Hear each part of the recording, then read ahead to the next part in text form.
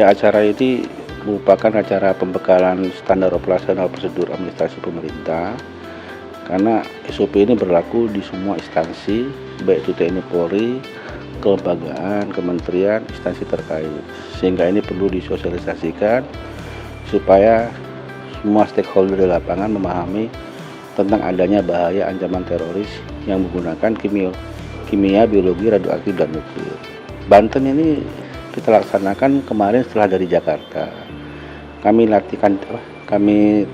beri pembekalan di Banten karena memang dari aspek ancaman teroris secara faktual Banten cukup signifikan. Kemudian di Banten ini adalah provinsi dan memiliki objek-objek vital yang menggunakan bahan kimia, biologi, radioaktif, dan nuklir. Ada permasalahan yang sekarang ditanganin di Batan Indah, di mana ada limbah yang terkait dengan industri itu lagi dalam proses penyelidikan oleh aparat keamanan yang terkait.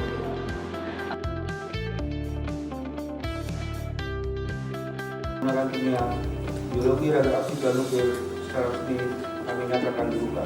Sekian dan terima kasih.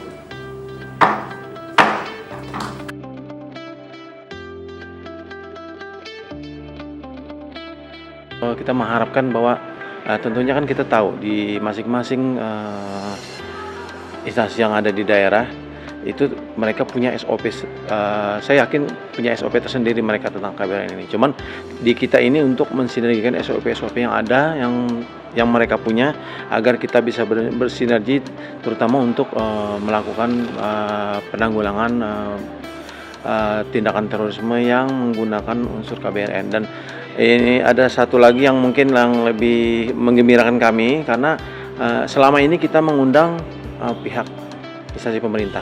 Untuk sekarang ini kita melakukan mengundang instansi atau swasta yang berkecimpung dengan bahan kimia yang ada di Provinsi Banten ini. Menyambut baik acara ini, yang mana ini adalah bentuk sinergitas antara Polda ataupun Polri dengan Densus 88, kemudian BNPT dalam rangka penanggulangan terorisme di wilayah hukum Polda Banten. Ke depan harapan kami bisa dilakukan kegiatan-kegiatan yang lebih aplikatif, kegiatan-kegiatan yang lebih menusuk dalam rangka pemberantasan terorisme ini. Saya tentang acara atau kegiatan yang dilakukan oleh BNPT ini merupakan suatu kegiatan yang memang sangat bagus ya, mensinergikan bukan cuma Densus dengan BNPT tetapi banyak instansi, unsur-unsur pemerintahan, TNI ataupun kesatuan-kesatuan lain, bahkan dari BUMN hadir, dinas kesehatan, ada yang perwakilan rumah sakit. Tentu ini merupakan stakeholder atau ujung tombak di lapangan manakala nanti kita dalam melaksanakan tugas-tugas penanggulangan terorisme. Ya. Dan ini saya pikir sebagai kegiatan yang sangat mendasar karena peran BNPT sebagai penjuru untuk mengelola dan menyatukan semua pemangku kepentingan dalam hal menyiapkan kesiapsiagaan dan kemampuan respon terkait dengan potensi ancaman yang semakin kompleks dan meningkat ini menjadi sangat penting. Dan saya harap kegiatan ini menjadi terprogram dan semakin meningkat ke depan agar siapapun yang dikoordinir itu juga sadar untuk memangku fungsi yang diamanatkan. Seperti yang ada di PP BNPT nomor 7 itu, bahwa setiap kesiapsiagaan itu harus dikembangkan oleh setiap lembaga dan kementerian sesuai dengan tugas pokok fungsinya.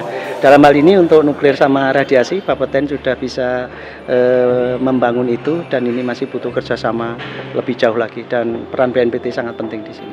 Saya setuju bukan dalam artian perlu ditambahkan, tetapi harus mulai dibuka bersama dan itu disempurnakan agar bukan menjadi sebuah macan kertas. Indah dalam tulisan tapi sulit diterapkan. SOP yang benar itu adalah sederhana, mampu terap, dan efisien. Ini acara seperti ini saya hadir yang pertama kali ya, sebelumnya saya belum pernah. Jadi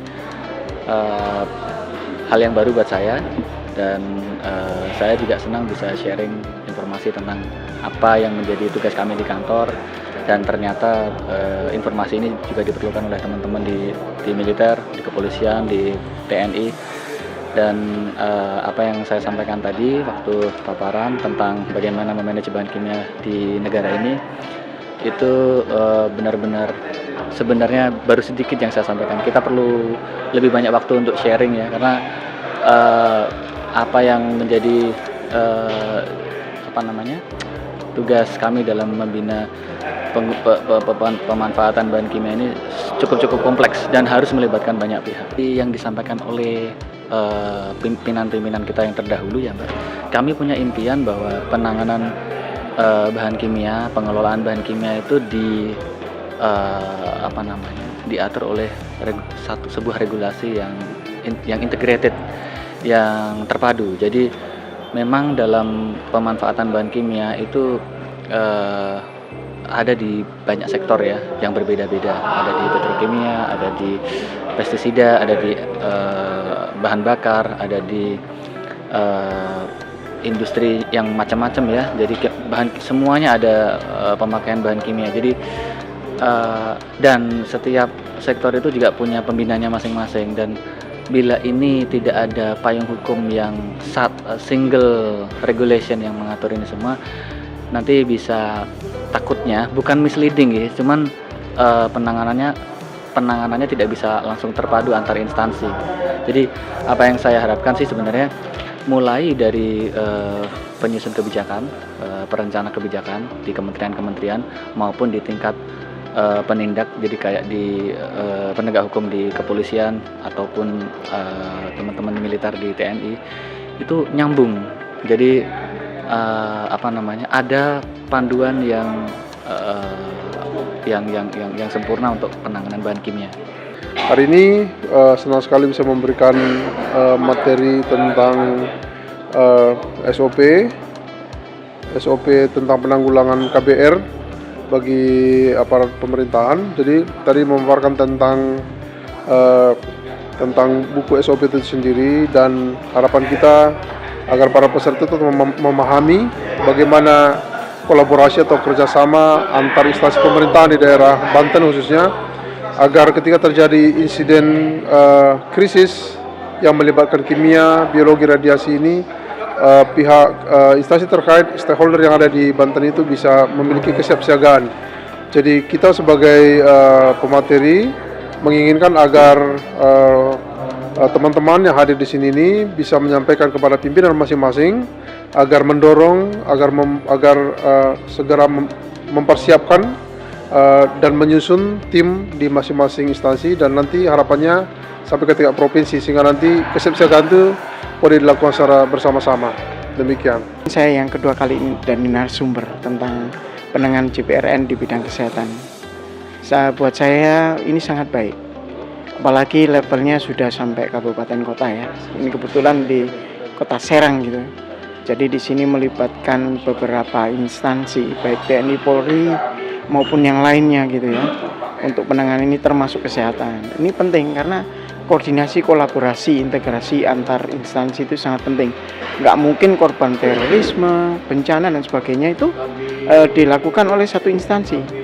Kita harus satu tim bergerak bersama, dan saya berharap nanti ke depan ada simulasinya ya.